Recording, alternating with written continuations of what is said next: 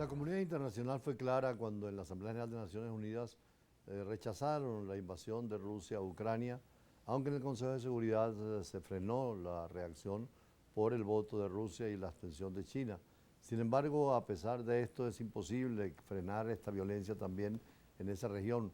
El presidente de Ucrania, Vladimir Zelensky, realizó su primera visita a la OTAN, que es el Tratado del Atlántico Norte de Defensa que tienen, que por cierto, vigente después de la caída del tratado de la época comunista, del Tratado de Varsovia, que era también una fuerza armada presente en el mundo comunista, pero que ahora la OTAN sigue con otras funciones. Y en el inicio de la ofensiva rusa contra su país señaló y pidió continuidad en el suministro de armas por parte de la Alianza Atlántica Occidental, que siempre ha sido partidaria y solidaria, sobre todo por los peligros que pueda representar alguna tendencia rusa a invadir países vecinos, algunos de ellos miembros de la OTAN, y hay un artículo 5 donde habla en el Tratado de la OTAN de la asistencia inmediata. Por eso el interés de ir a la OTAN e incluso de participar en la Unión Europea, que son 27 países, y puede crecer con estas democracias, porque casi 10 países de la época comunista se vinieron a la Unión Occidental. Veamos. La visita de Zelensky ocurre cuando aumentan los temores de que el ataque de Hamás a Israel pueda distraer la atención de Estados Unidos, el principal respaldo militar y financiero de Ucrania. El martes, en una entrevista en la cadena francesa France, Zelensky expresó su temor de que, con el conflicto en Oriente Medio, la atención internacional se desvíe de Ucrania y eso tenga consecuencias. En la sede de la OTAN, Zelensky fue recibido por el secretario general de la Alianza, Jens Stoltenberg, y tenía en agenda sumarse a una reunión de los ministros de defensa del bloque. A su vez, el secretario general de la OTAN, Jens Stoltenberg, aseguró a Zelensky que estarán brindándole apoyo a Ucrania porque la OTAN es realmente importante. El mandatario ucraniano expresó su preocupación por sobrevivir el próximo invierno y aseguró que se están preparando pero que necesitan más apoyo de los líderes. Por su lado, el secretario estadounidense de Defensa, Lloyd Austin, buscó tranquilizar a Zelensky, afirmando que le darán lo que haga falta y por el tiempo que sea necesario.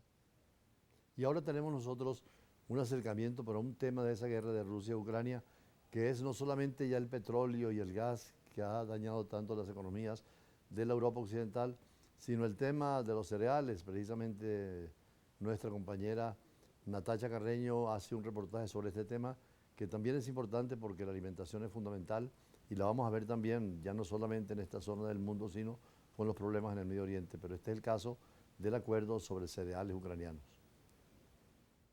Ucrania es considerado el granero de Europa y uno de los mayores proveedores de cereales del mundo. Cuando comenzó la guerra entre Rusia y Ucrania en febrero de 2022, el hambre amenazaba a muchos países.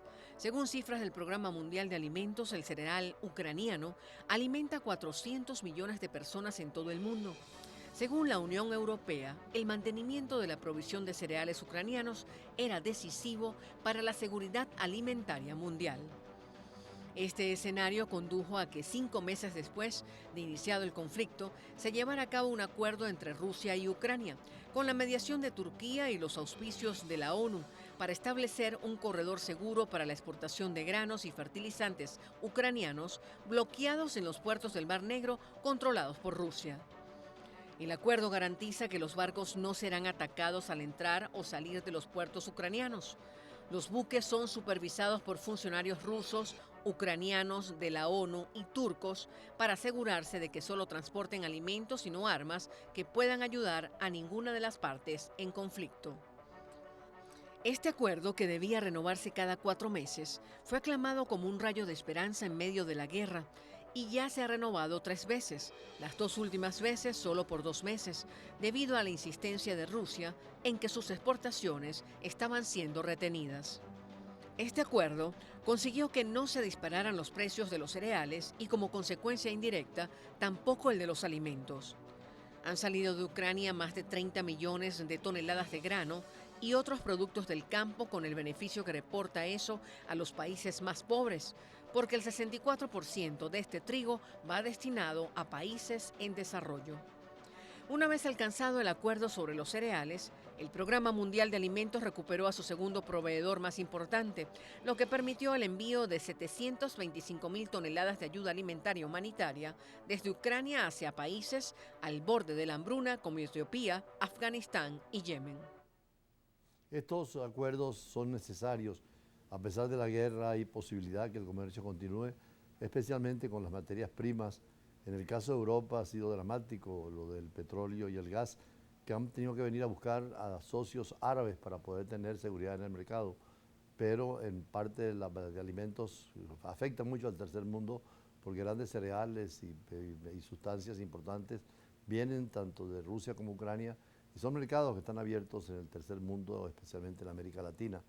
Igualmente, en la parte económica se hablaba de un desastre económico en el mundo producto de estas guerras y conflictos. Sin embargo, el Fondo Monetario Internacional, que tiene sede en Washington, en las previsiones que hace de las inversiones de crecimiento para la economía mundial, en el 2023, pese a los signos de debilidad mostrados por varias economías, sin embargo es importante destacar el aumento, el informe publicado durante este ejercicio, sus reuniones anuales nos indican que puede ser un crecimiento atenuado, pero no dramático como fue durante la academia y sobre todo durante el COVID-19 y por otra parte durante los primeros días de la guerra.